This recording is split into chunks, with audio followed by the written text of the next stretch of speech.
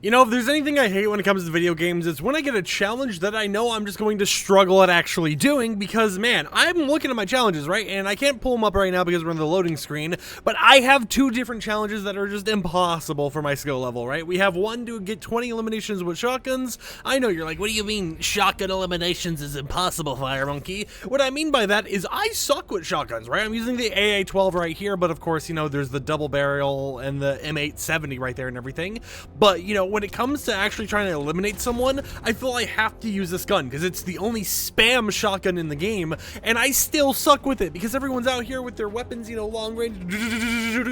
and I'm over here like, maybe I'll get 3 eliminations, 4 eliminations a game, even though if I look at my challenges, I have to get 20 kills with shotguns and 30 kills with snipers, and I'm already struggling with the shotguns, so there's no way snipers are going to be a benefit. Anyways, what's going on, champs and chambettes? It's Fire Monkey here, and the XDefiant public test has officially gone live earlier today, and we have, well,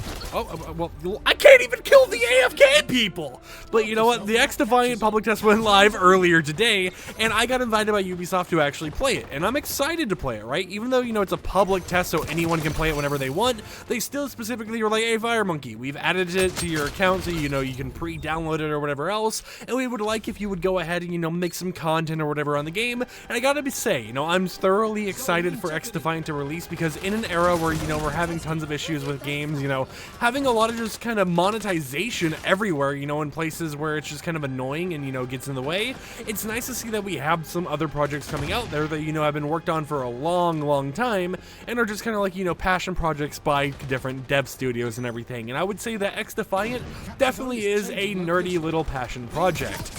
Now, I know that sounds weird. It's like, yeah, sure, so what if it's a passion project at the same time? This game, you know, it's like it's made by a big company, blah. And, you know, it's like I completely understand that. But at the same time, you know, I gotta sit here and play a game where I can be a DedSec member, you know, from Watch Dogs, versing Splinter Cell people, versing, you know, like,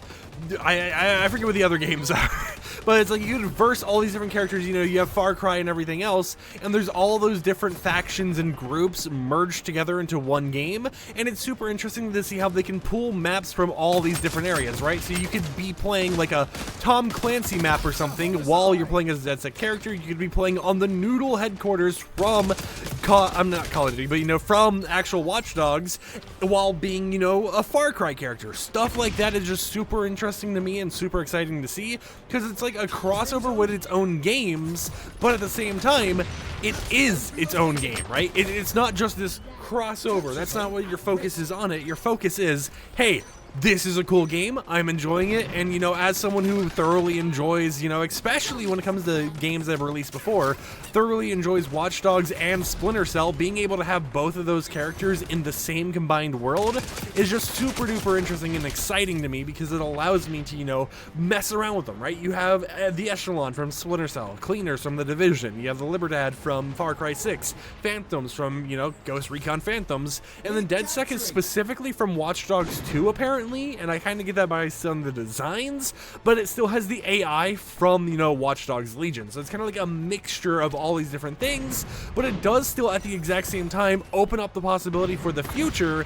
to be like, hey, you know, we're going to add a Watch Dogs 1 class or a Watch Dogs Legion class, right? And it just adds for so much more customization in that similar way of giving new classes in the same zone with different abilities and stuff instead of it just being specific to, you know, this is the main DedSec thing. And it's something that, you know, I am genuinely excited for. I think people are like trying to like cuss each other out in the tech or like the voice chat or whatever, because I just heard a voice I have not heard at all while playing this game. But genuinely, this is something that, you know, I'm excited for, and I know there's been a lot of talk regarding, oh, it keeps getting delayed, this is delayed, that's delayed, blah blah blah is delayed over and over and over again, and I know delays suck, and, you know, they've never given us like an official release date, but at the same time, they have had the open communication with us to at least give us an idea of why we haven't seen the game released yet. And all relates to, you know, some checks not being passed in terms of internal reviews for, you know, like Xbox or Sony, all that type of stuff. So at least we have some knowledge of why it's taking so long for the game to release and why they don't just tell us,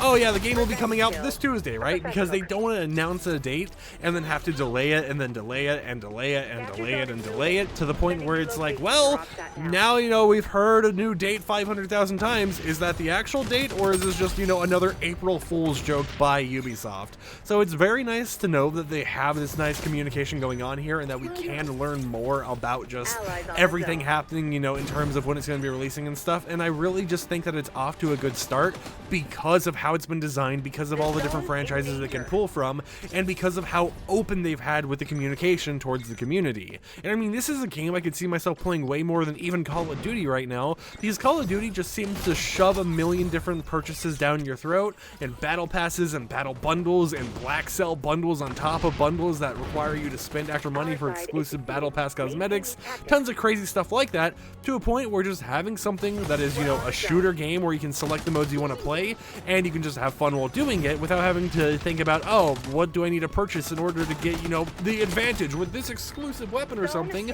makes me happy, right? It makes me just excited to see how this game is going to continue evolving. And I mean, in terms of just gameplay as well, of course, as you guys can tell, I'm doing kind of poorly right now, but at the same time, I'm having fun while doing poorly, and I am also kind of focusing on doing the commentary as well, so it's kind of splitting my brain in a million different ways, and I think that's all that matters, right? You know, some people might be like, oh, we need more of a skill-based matchmaking system in the game, and maybe that'll come at launch or whatever, but at the same time, I'm sitting here like, hey, even if I'm getting, you know, absolutely demolished in game, I'm having a fun time getting demolished, right? Oh, I tried pressing E instead of F to actually pick up a weapon. Okay, keybinds are a little weird getting used to, but hey, we're getting used to it slowly. That's all that matters. But yeah, you know, it's just super exciting to see this game flourish and to see it kind of, you know, have such a hype around it. I have heard some people say, what if Call of Duty overshines it? And while that is a thing that, you know, can definitely be a concern, I at the same time don't feel like we really have to worry too much of an overshining issue because, you know, in terms of like when the next Call of Duty is going to release, you know, such as Modern Warfare 3, this game doesn't have to release in that exact same window since they don't have an actual release date that, you know, is planned out there or anything. But at the same time, it is in its own little bubble where they can promote certain things. They can do cross promotions and stuff like they've done for other Ubisoft games, being like, oh, if you played Assassin's Creed Valhalla or whatever, you get a custom weapon skin or something in the full release, and just do little things here and there to make it so, you know, all the people who play other games but also maybe play Call of Duty find an interest in playing this right here. And of course, you're going to have stuff like PlayStation Plus bundles, Xbox Game Pass perks and everything that is going to convince people even more to continue playing the game, but it just all depends on how everything goes with the launch. And I could say a million times, oh, I love this game, it's going to be amazing, but even if I love a game, it doesn't exactly mean that it's going to be an amazing success, right? Because there's games I love that currently are in kind of a rocky situation. You'll have a video in the tomorrow or whatever about My Hero Ultra Rumble and how while I enjoy the game and they have like 100 characters they want to release when they only have like, you know, 20-30 characters released right now,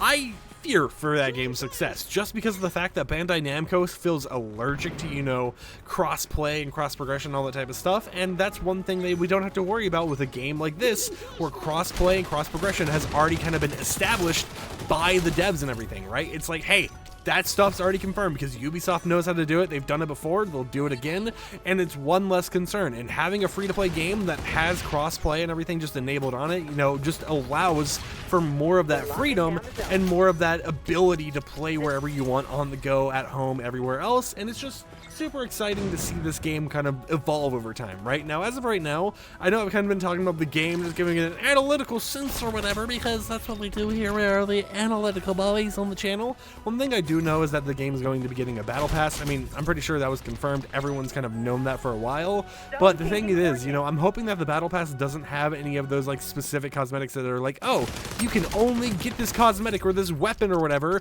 or an attachment for a weapon by buying a bundle, by buying the battle pass or anything, right? I hope whatever they end up doing for the battle pass is purely cosmetic and doesn't go into the pay to win territory where it's like, oh, hey, you know, you're able to buy your way up to getting, for example, an exclusive shotgun that is amazing, does 1,000,000 damage or something along those lines. And I hope it's just, you know, more of like, here's a pretty camo for your gun or whatever, right? Here's a pretty little, like, even like the emoticons, whenever you like eliminate someone or get eliminated by them, where they can kind of, you know, put a mad face and be like, grr, you killed me, I'm so angry, I'm angry right now, look at my mad face icon. I still feel like at the same time, you know, they could even do small things like giving little different designs in a battle pass for that, right? Like instead of having having the normal smiley face, sad face, all that type of stuff, they can just go ahead and make it so it's like, here's ASCII art or something, like these little buttons down here, right? They can go ahead and make it so it's like a little Linny face or something like that, right? They have a lot of options and a lot of availability to switch those around and make it the best possible, you know, outcome they want to. So yeah, you know, I'm just hoping that whatever goes on with the game in the future, it seems like it's going to be a fun game to actually play. I'm definitely excited for it. I just hope that, you know, they don't go too monetization heavy, trying to make certain aspects of it that would make the game pay to win something that you have to pay for. Now, one thing I know they mentioned is that there are some character classes like DedSec you'll have to actually unlock by playing the game. I just hope that those actual character classes you're able to unlock end up being easy enough to unlock where, you know, it's not that big of a concern, right? It's not locked behind a battle pass or a whole entire character class or anything, because some of those abilities can really be interesting, and if you're releasing characters, you know, locked behind a system like that have really good abilities, then that's going to be something that a lot of people are going to, you know, be bragging and flexing about, and then it adds this whole entire, you know, differentiation, whatever you want to say about the word, where it's like there's people who are brand new to the game, getting in lobbies with people who have been actively playing, you know, avid players of the game, who have so many things unlocked, and they're able to just kind of wreck house with all of their already unlocked stuff. So hopefully, however they manage that system is in a nice way that isn't too chaotic, but it all just waits to be seen. And another thing I think would be cool to see in the game is a hardcore playlist where you could play the normal game, right, with the weapons and everything else. However, all character abilities are disabled. I know hardcore, you typically think about like UI disabled or whatever. Maybe you can call it bare bones or something along those lines. But I think either, you know, a hardcore playlist which has a quicker time to kill, or a playlist that kind of disables, you know, your actual abilities from each character to make it so everyone just focuses on their weapons, could be a very interesting way to bridge, you know, different gaps in the community and keep everyone engaged and wanting to continue playing the game. Keep everyone continuing to, you know, evolve their stats and trying to level up all their weapons without having to worry too much about the specific things that are going to be marketable, such as, oh, here's the DedSec class that has this wild thing going on with it. But of course, with that said, that's just kind of my little ramble regarding XDefiant. Of course, the actual public test for the game ends in like 20 minutes, so I'm going to be playing some matches, enjoying my time, and then probably playing some My Hero Ultra Rumble or something along those lines. Until next time, I'll catch you champs and champions a little bit later, and peace out.